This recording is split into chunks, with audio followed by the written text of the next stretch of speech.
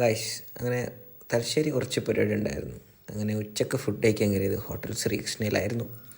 സാധാരണ ഇവിടെ വെള്ളിയാഴ്ച മാത്രമായിരുന്നു നെയ്ച്ചോറും ബീഫും കിട്ടിക്കൊണ്ടിരുന്നത്. ഈ അടുത്ത ഞാറിനത് ഇപ്പോൾ എല്ലാ ദിവസവും കിട്ടുന്നുണ്ടെന്ന്. അങ്ങനെ അതറിഞ്ഞുകൊണ്ട് നമ്മൾ ഒരു 2-2:30 സമയത്ത് നേരെ ഇങ്ങോട്ടേക്ക് കയറി ചെന്ന് നല്ല ബീഫ് കറിയും നല്ല നെയ്ച്ചോറും അച്ചാറും പിന്നെ സൈഡിൽ കിടക്കുന്ന പപ്പടവും ചെറുതായിട്ട് ഇങ്ങനെ പൊട്ടിച്ചിങ്ങനെ എടുത്ത് എല്ലാം കൂടി കുഴച്ച് ഒരു കഴിച്ചു കഴിച്ചു. നല്ല ടേസ്റ്റ് ഉണ്ടായിരുന്നു.